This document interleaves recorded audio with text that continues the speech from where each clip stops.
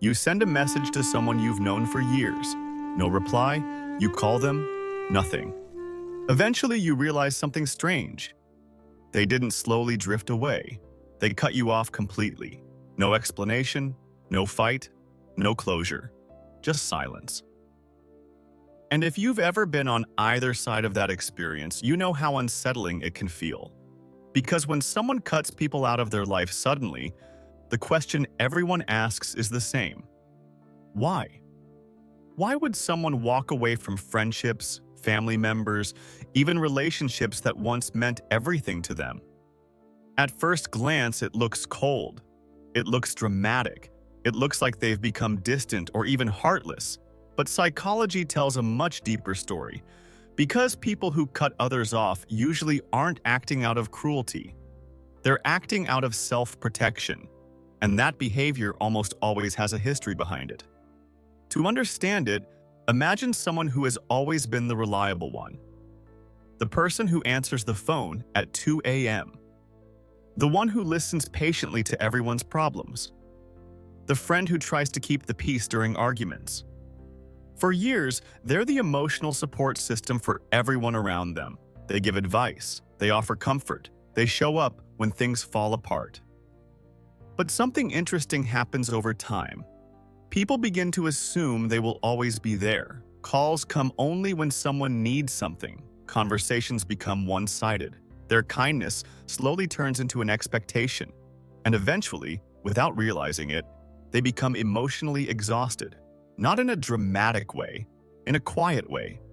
The kind of exhaustion that builds slowly until one day something shifts.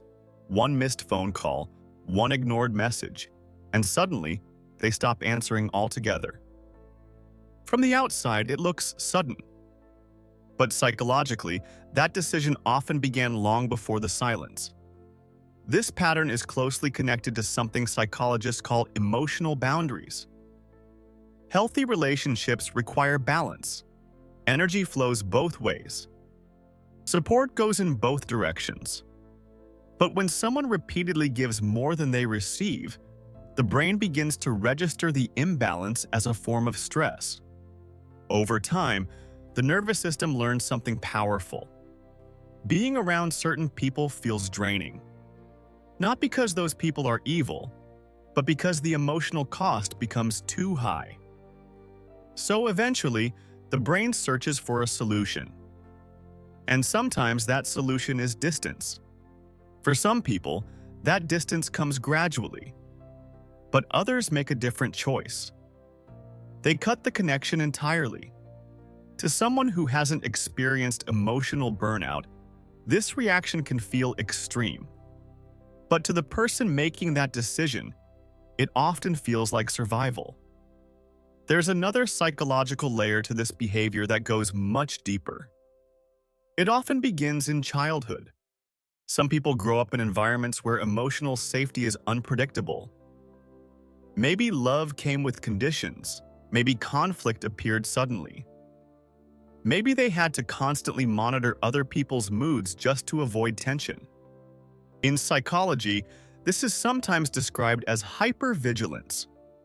A child learns to scan the emotional environment carefully.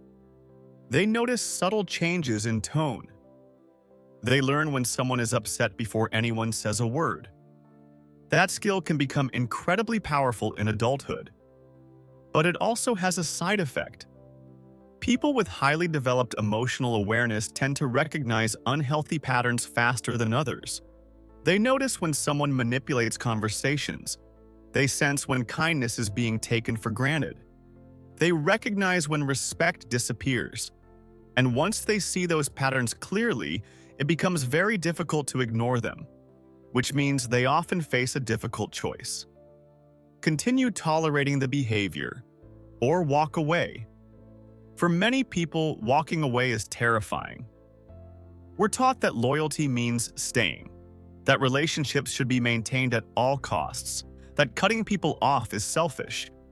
But the human nervous system doesn't always see things that way. From the brain's perspective, emotional energy is a limited resource. When someone repeatedly drains that resource, the body eventually reacts. Stress increases, sleep changes, patience disappears. Small interactions begin to feel overwhelming. At a certain point, the brain shifts into protection mode.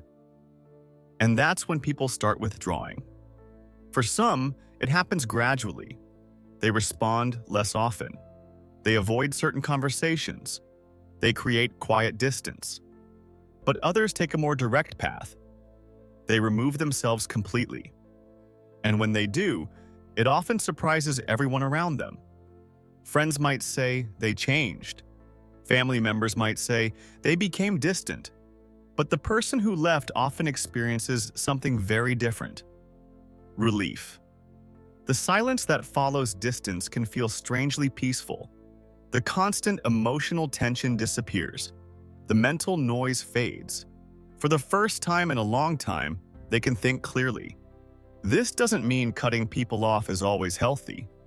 There is an important distinction between boundaries and walls. Boundaries protect your well-being while still allowing connection with healthy people. Walls block everyone out completely. Sometimes people who have been hurt repeatedly build walls instead of boundaries. They assume every relationship will eventually become draining, so they isolate themselves to avoid future pain. And while that may feel safe in the short term, it can also lead to loneliness over time. But when someone cuts off a specific person or group who consistently harmed their peace, the situation looks very different. In that case, the decision often reflects something important.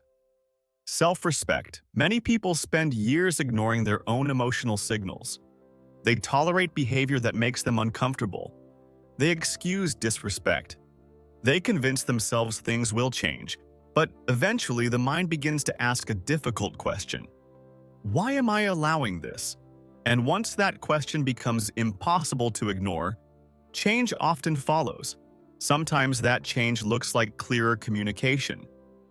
Sometimes it looks like new boundaries, and sometimes it looks like walking away. What's interesting is that people who make this decision rarely do it impulsively. From the outside, it looks sudden, but internally, the process has often been building for years.